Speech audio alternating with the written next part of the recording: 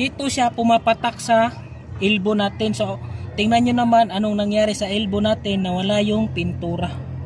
Ito yung nangyayari. Tingnan nyo guys, oh. Nagasgas yung tapalodo natin. Sa thermostat natin, yan oh, natuklap na yung pintura niya.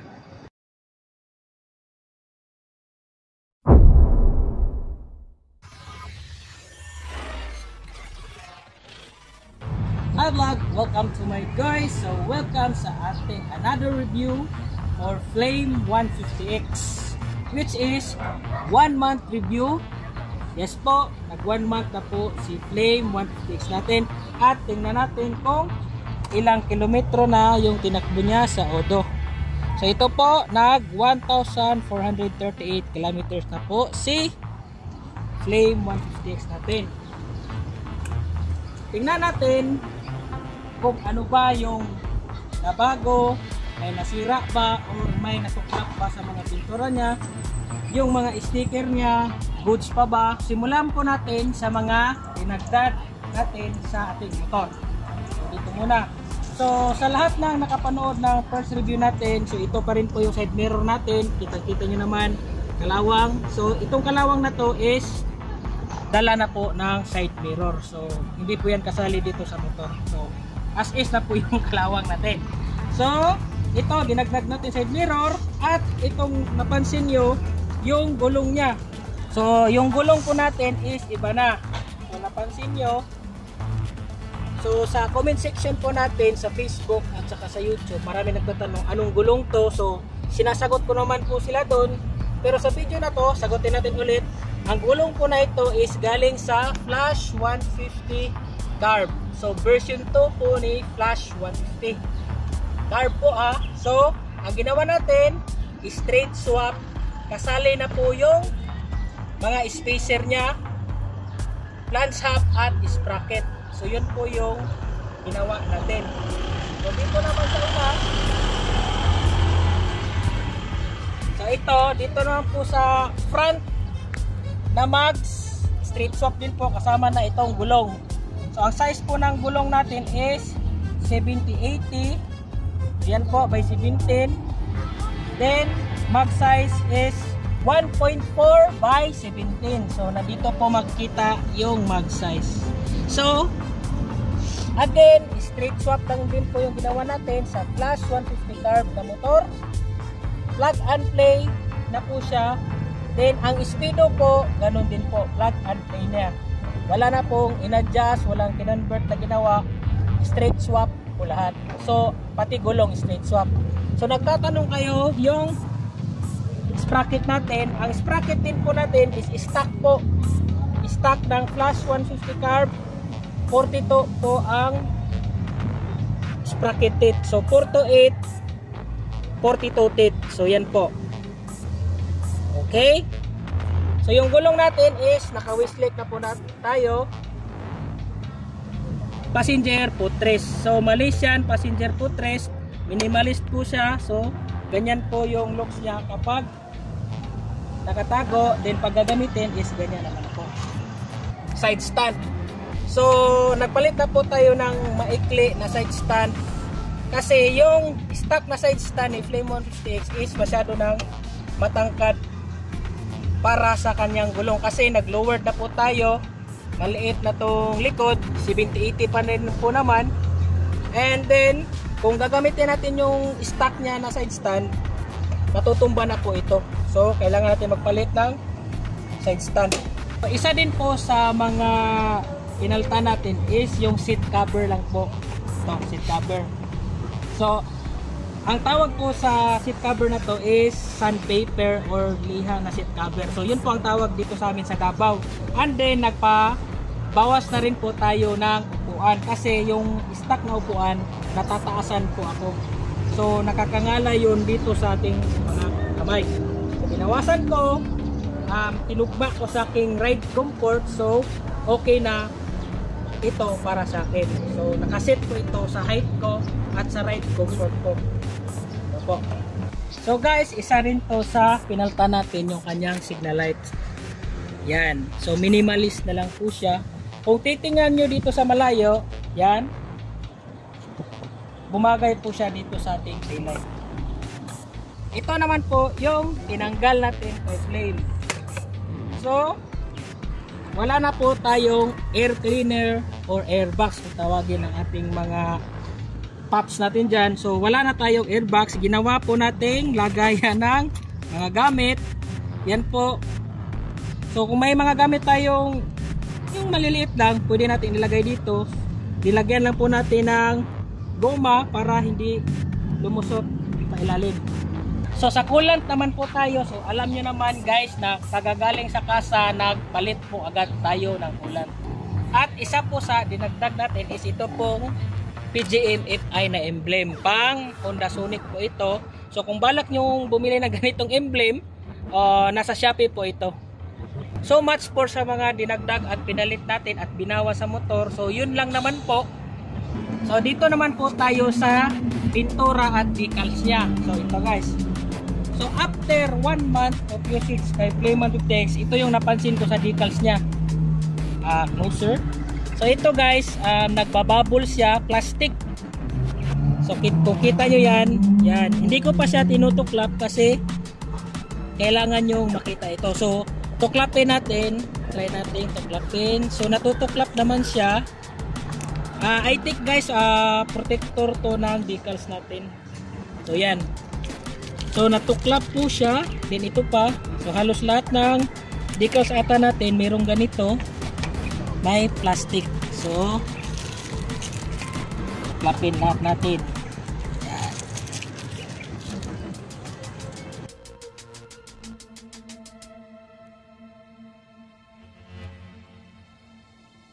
Yan guys, no? Parang bago na ulit yung decals niya. See? So makinis na ulit yung decals. Parang bumago na. Tinanggal lang natin yung mga plastic niya. So isa din sa napansin ko guys, ito tayo sa pila. Dito sa may tambutso. So kung napapansin nyo guys, yung drain ng battery nyo, nilipat ko na dito sa gilid. Kasi nung kinuha ko to sa kasa, nandito to eh. So dito siya pumapatak sa elbow natin. So tingnan nyo naman anong nangyari sa elbow natin, nawala yung pintura. So nilipat ko siya dito sa gitna at para dito na siya tumagas kung magbabawas pa siya ng tubig. So sa battery po ito, yan, battery solution yan. At ito guys, natuklap din yung sa thermostat natin. Yan o, natuklap na yung pintura niya. So thermostat natin to eh. So yun lang yung napansin ko dito sa engine niya, yung pintura na tuklap ito. Then ito pa pala. Yan. So pansin ko guys, madaling matuklap yung pintura niya. Hindi ko sure kasi yan meron na siyang tuklap-tuklap. So guys, to napansin ko lang, dagdag ko, yung pintura niya dito may tuklap na rin. Yan o. So, kung nakikita nyo, may tuklap na yan. Then kung kalawang dito na side, wala pa naman so far. Sa mga naglo-lowered naman dyan, ito lang yung advice ko, wag kayong masyadong mag-lowered kasi yung front shock natin is malambot. Ito yung nangyayari. Tingnan nyo guys nagasgas yung tapalodo natin, mudguard. Kasi dito yan bumabangga sa radiator natin. Nasubraan ko ng lowered, ito yung result. Tsaka ito bumabangga dito. Kung makikita nyo, yan, to may gas-gas siya. So wag kayong masyadong mag-maximize ng lowered kasi itong mangyayari sa mga flame nyo. So yan. So dito naman sa radiator, as you can see, wala pong issue yung radiator natin. So far, so good.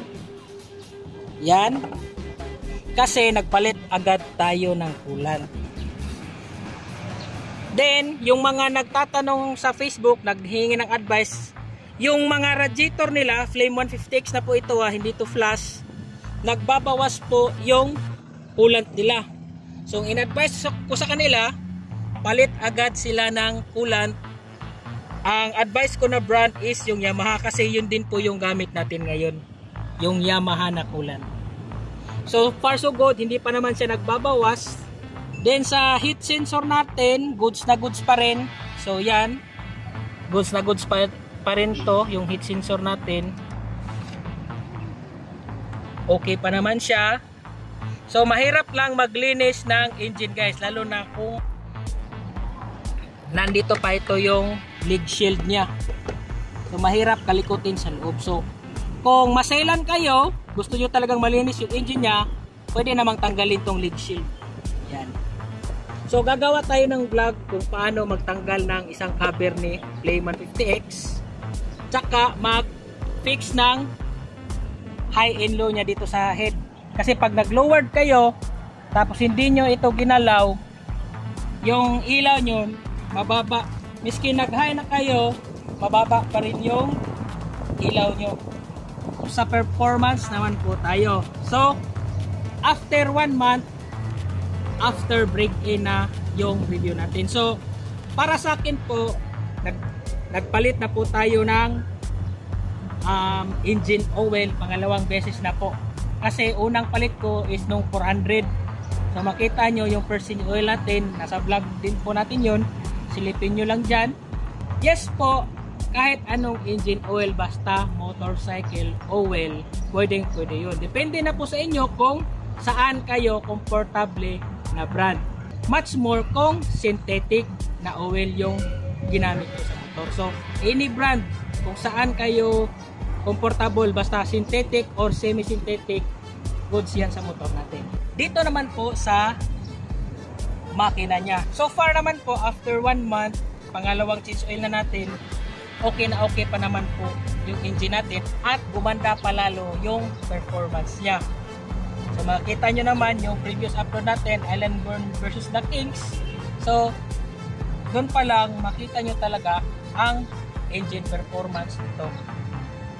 Then sa sprocket naman po dito sa may engine is hindi pa tayo nagpapalit, stock pa rin po, nasa 15 teeth pa rin po ito. Then sa likod hindi pa tayo nagpapalit, so stock po yung sprocket set natin. Silipin naman po natin yung mga bolt dito sa kaha ni Playman 50X kung may kalawang na ba. Dito muna tayo. Dito sa tapaludo or sa front side, yan po. Yan. Wala pa naman pong kalawang. Ito dito na side, sa ihi niya, wala pa. Ito lang, napansin ko, parang kulang sa kuskus lang ata ito.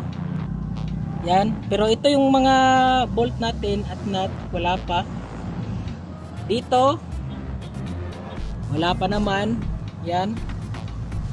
Dito wala pa rin, wala pang kalawang. Dito na side.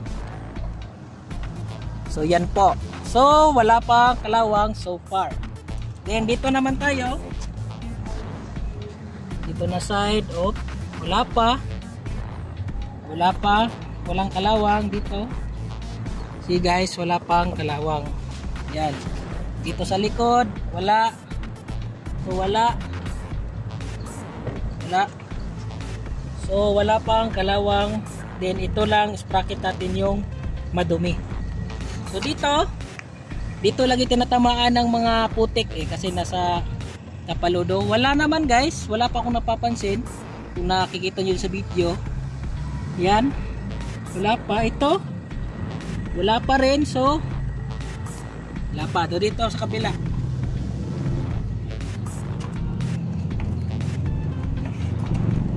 Dito wala pa.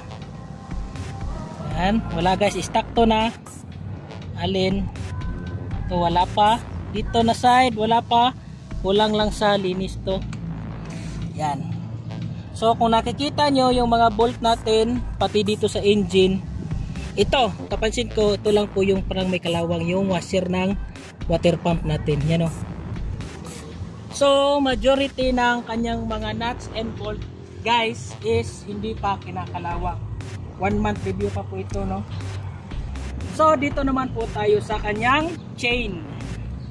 So sa kadena niya guys, alagang-alaga ko po ito ng malinis na oil at saka pinupunasan ko para hindi siya magtalsikan. So all goods pa naman yung kadena niya.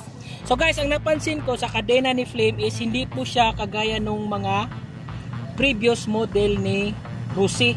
Yung pag ginanyan mo, may mahigpit na part, tapos dito naman may maluwag na part. So ito guys, tingnan nyo, may free wheel talaga. So all good sa akin yung chain ni Rusi na ginamit ngayon. So hindi ko alam kung anong brand to. So tanong nyo na lang sa Rusi. So dito naman po tayo sa kanyang brake pad. So 1,400 na po yung tinakbo niya. So makita nyo yung brake pad niya, para sa akin makapal pa po ito. Yan, din dito sa kabila. Yan. So makapal pa rin po. 1,400 kilometers. Then sa front guys, tingnan natin.